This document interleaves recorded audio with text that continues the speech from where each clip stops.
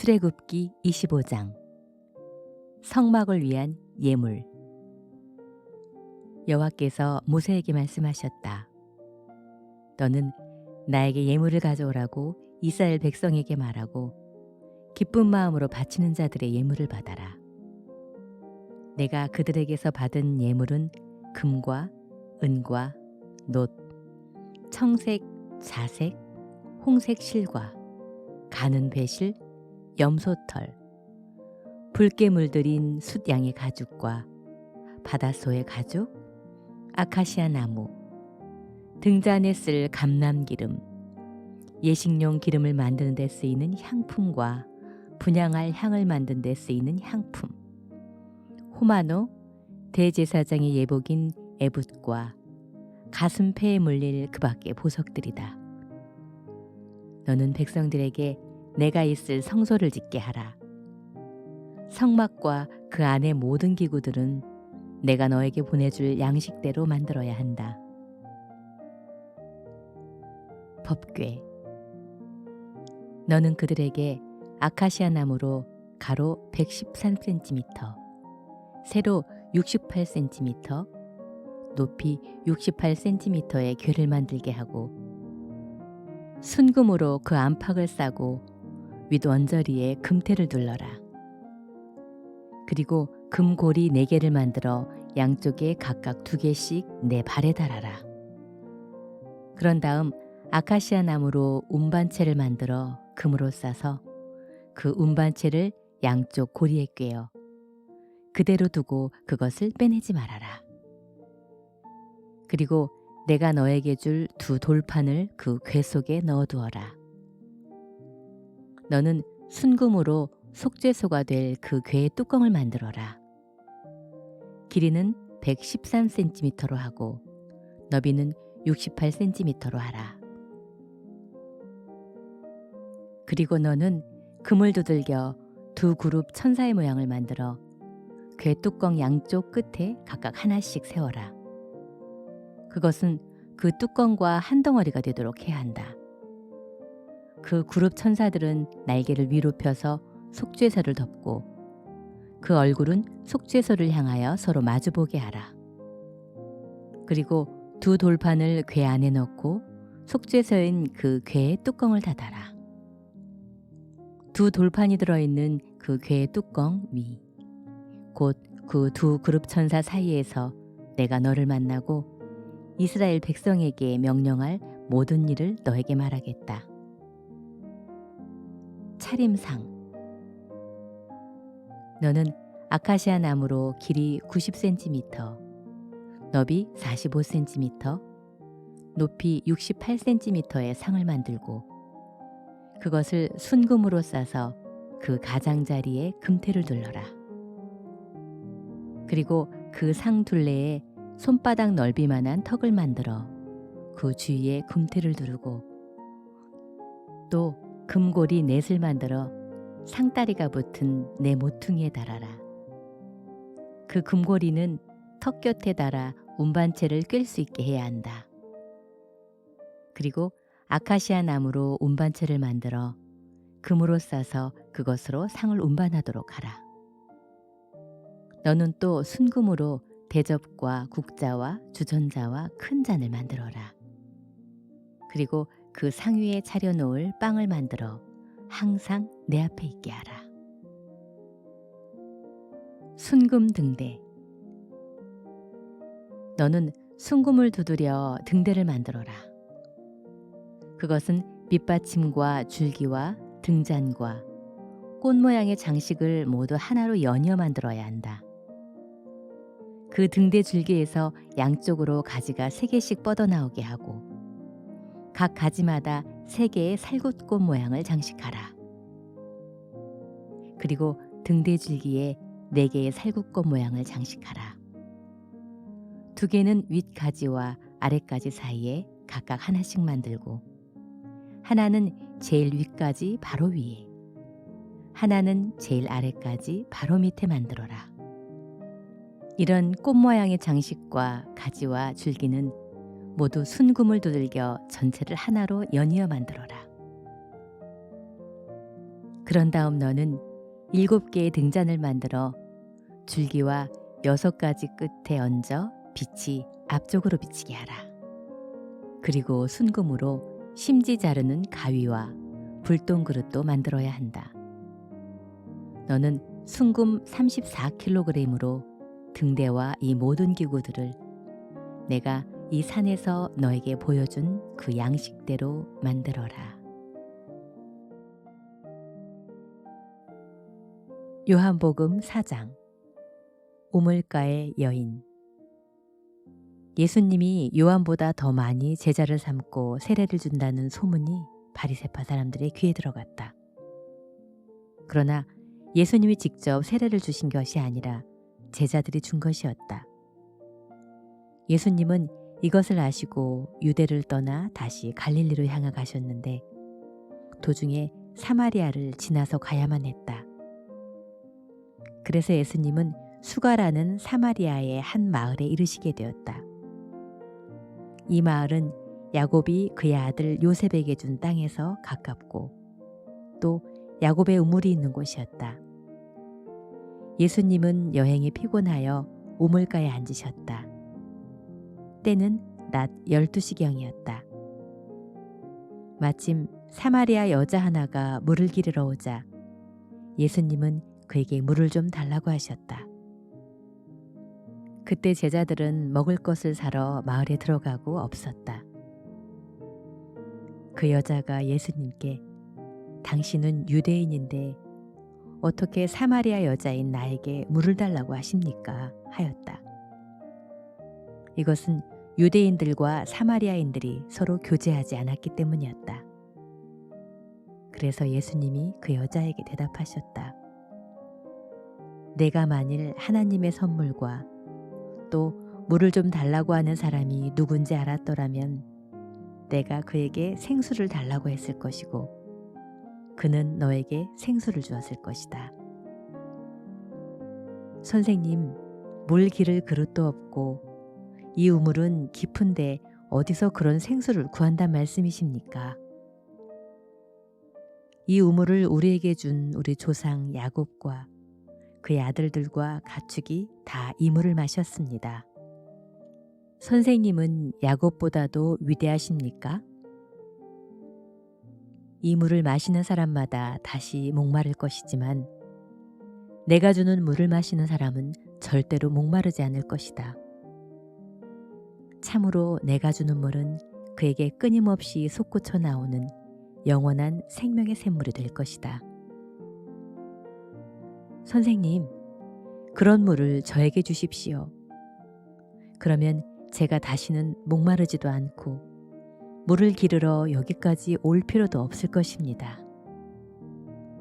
가서 내 남편을 불러오너라. 저는 남편이 없습니다. 남편이 없다는 내 말이 옳다. 너에게는 남편이 5명이나 있었으나 지금 너와 함께 살고 있는 사람도 사실 내 남편이 아니고 보면 너는 바른 말을 한 것이다. 선생님, 제가 보니 선생님은 예언자이십니다.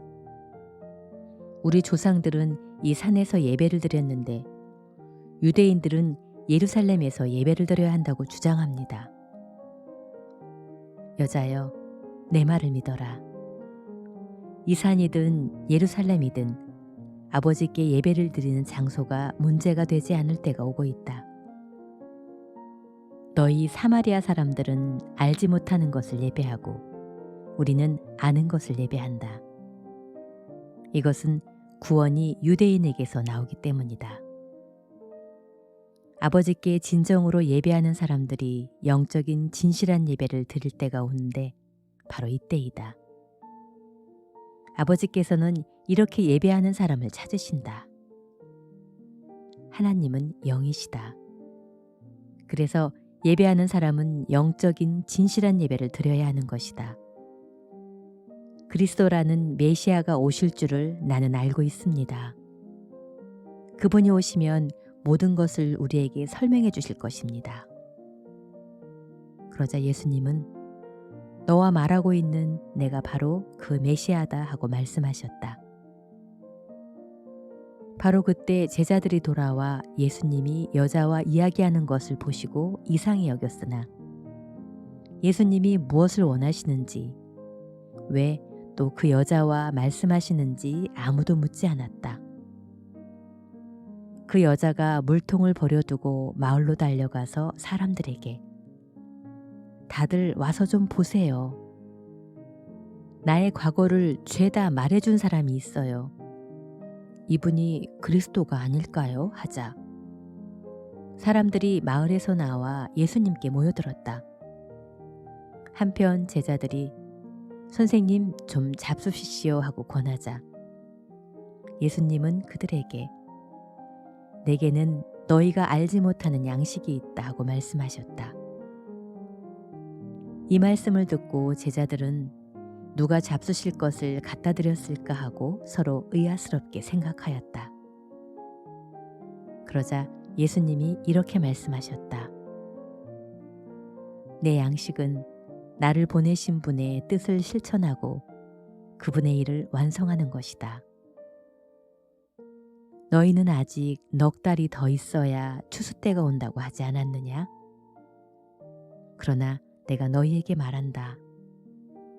눈을 떠서 들판을 바라보아라. 곡식이 다 익어 추수할 때가 되었다.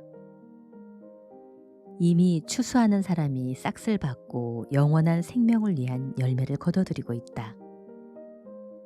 이것은 씨 뿌리는 사람과 거둬들이는 사람이 함께 기뻐하도록 하기 위해서이다. 그러므로 한 사람은 심고 다른 사람은 거둔다는 말이 사실이다. 너희가 수고하지 않은 것을 거두라고 내가 너희를 보냈다. 다른 사람들은 수고하였고 너희는 그들이 수고한 열매를 거두고 있다.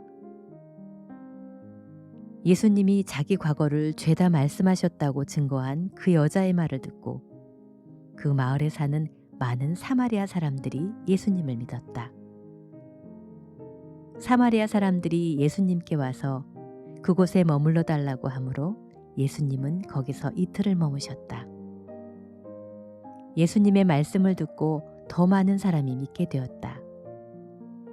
그들은 그 여자에게 이제 우리가 믿는 것은 당신의 말 때문이 아니라 우리가 직접 이분의 말씀을 들었고 또 이분이야말로 정말 세상의 구주라는 것을 우리가 알게 되었기 때문이요 하였다. 이틀 후에 예수님은 그곳을 떠나 갈릴리로 가시면서 예언자가 자기 고향에서는 존경을 받지 못한다 하고 직접 말씀하셨다.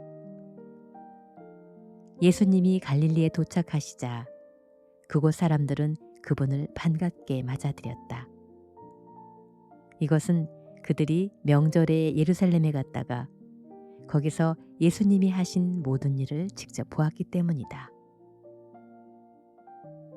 신하의 아들을 고치심. 예수님은 전에 물로 포도주를 만드신 갈릴리 가나로 다시 오셨다. 그곳에는 왕의 신하 한 사람이 있었는데 그의 아들이 가버나움에서 앓고 있었다. 그 신하는 예수님이 유대에서 갈릴리로 오셨다는 말을 듣고 예수님을 찾아가 가버나움으로 와서 다 죽게 된 자기 아들을 살려달라고 애원하였다. 그때 예수님이 그에게 너희가 기적과 신기한 일을 보지 않고는 쉽게 믿지 않을 것이다 하고 말씀하시자 그는 예수님께 주님, 제 아이가 죽기 전에 어서 내려와 주십시오 하고 간청하였다. 그래서 예수님은 돌아가거라. 내 아들은 살았다 하고 말씀하셨다. 그 사람은 예수님의 말씀을 믿고 떠났다.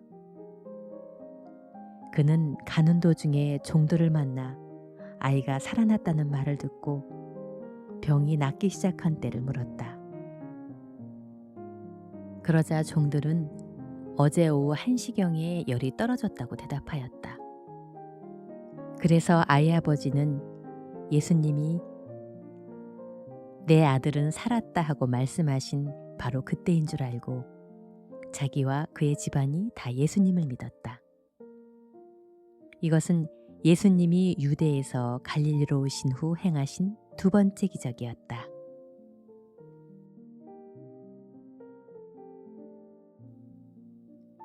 시편 제1권 시편 1편 복 있는 사람. 복 있는 사람은 악한 자들의 말을 듣지 않고 죄인들을 본받지 않으며 하나님을 조롱하는 자들과 어울리지 않고 여호와의 율법을 즐거워하며 그 율법을 밤낮 묵상하는 자이다. 시편 제1권 시편 1편 복 있는 사람. 복 있는 사람은 악한 자들의 말을 듣지 않고 죄인들을 본받지 않으며 하나님을 조롱하는 자들과 어울리지 않고 여호와의 율법을 즐거워하며 그 율법을 밤낮 묵상하는 자이다. 그는 시냇가에 심은 나무가 철을 따라 과실을 맺고 그 잎이 마르지 않는 것처럼 하는 일마다 다 잘 될 것이다. 그러나 악인들은 그렇지 않으니 그들은 바람에 나는 겨와 같을 뿐이다.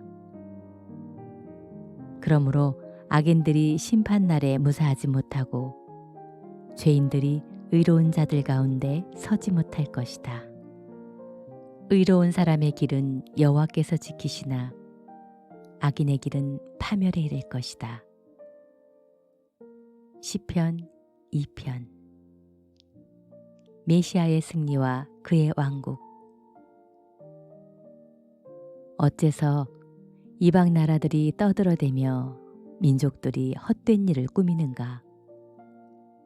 세상의 왕들이 들고 일어나며 지도자들이 함께 모여 여호와의 그의 기름 부은 자를 대적하여 자, 우리가 그의 사슬을 끊어버리고 그의 속박에서 벗어나자 하는구나. 하늘에 계신 여호와께서 웃으시며 그들을 비웃으신다. 그러고서 분노하사 그들을 꾸짖고 놀라게 하시며 내가 나의 거룩한 산 시온에 내 왕을 세웠구나 하시는구나. 여호와께서 택하신 왕이 대답하신다. 여호와께서 선포하신 것을 내가 알리노라. 그가 나에게 말씀하셨다. 너는 내 아들이다. 오늘 내가 너를 낳았구나. 나아가 구하라. 내가 모든 나라를 너에게 줄 테니 온 세상이 내 소유가 되어라. 내가 쇠막대기로 그들을 다스리며 질그릇같이 부숴버릴 것이다.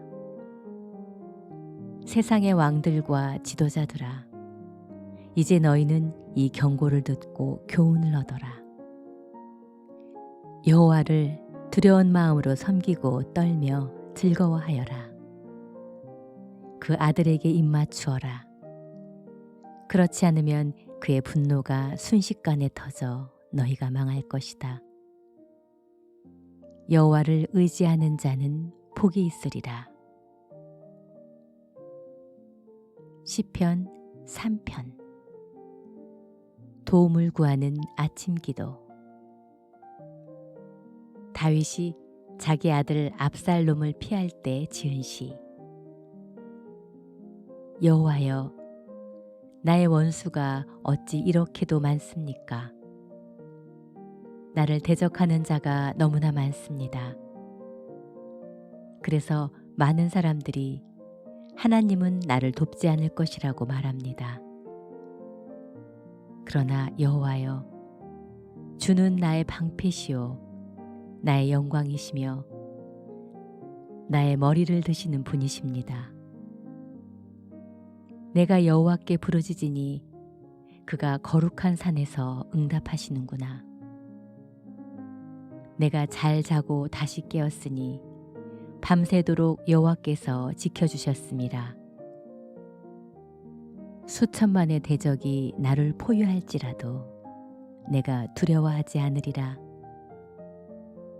여호와여 일어나소서. 나의 하나님이시여 나를 구하소서. 주께서는 내 원수들의 뺨을 치시며 그들의 이빨을 꺾어 놓지 않으셨습니까? 구원은 여호와께서 주시는 것입니다.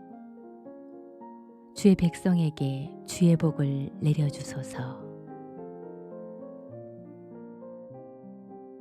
고린도후서 13장. 나는 이제 세 번째 여러분에게 가려고 합니다. 모든 일은 두세 증인의 말을 들어서 확정될 것입니다. 내가 지금 여러분을 떠나 있으나 두 번째 방문했을 때와 마찬가지로 전에 죄 지은 사람들과 그 밖의 모든 사람들에게 미리 경고해 둡니다. 내가 이번에 다시 가게 되면 범죄한 사람들을 절대로 용서하지 않을 것입니다. 여러분은 그리스도께서 나를 통해 말씀하신다는 증거를 요구하고 있습니다. 그분은 여러분을 다루실 때 약하시지 않고 오히려 여러분 가운데서 강한 능력을 나타내십니다. 그리스도께서는 약한 가운데서 십자가에 못 박히셨으나 하나님의 능력으로 지금도 살아계십니다. 그리스도를 믿는 우리도 역시 약하지만 하나님의 능력으로 그와 함께 살면 여러분의 문제를 처리할 것입니다. 자신을 살펴라. 여러분은 믿음으로 살고 있는지 스스로 살피고 시험해 보십시오. 여러분은 예수 그리스도께서 여러분 안에 계신다는 것을 모르십니까? 그렇지 않으면 여러분은 그 시험에 불합격한 사람입니다. 우리가 그 시험에 불합격하지 않았다는 것을 여러분이 알게 되리라고 나는 믿습니다. 이제 우리는 여러분이 악을 행하지 않게 해달라고 하나님께 기도하고 있습니다. 이것은 우리가 인정받은 사도임을 나타내기 위해서가 아니라 우리가 인정을 받지 못했을지라도 여러분이 옳은 일을 행하도록 하기 위해서입니다. 우리는 진리를 거슬러 아무것도 할 수 없고 오직 진리만을 위해서 일하고 있습니다. 우리가 약하더라도 여러분이 강하게 되면 우리는 기쁩니다. 그리고 우리는 여러분이 완전해지기를 기도하고 있습니다. 이런 이유로 내가 떠나 있으면서 이 편지를 씁니다. 그래서 내가 여러분에게로 가면 내가 받은 특권을 가지고 너무 가혹하게 여러분을 꾸짖지 않게 되기를 바라는 것입니다. 주님께서 내게 주신 이 특권은 여러분을 세우기 위한 것이지 무너뜨리기 위한 것이 아니기 때문입니다. 형제 여러분, 마지막으로 말합니다. 기뻐하십시오. 완전해지십시오. 내 권면을 받아들이고 한 마음으로 사이좋게 지내십시오. 그러면 사랑과 평화의 하나님이 여러분과 함께 계실 것입니다. 여러분은 성도의 사랑으로 서로 인사를 나누십시오. 모든 성도들이 여러분에게 문안합니다. 주 예수 그리스도의 은혜와 하나님의 사랑과 성령님의 사귐이 여러분과 함께 하기를 기도합니다.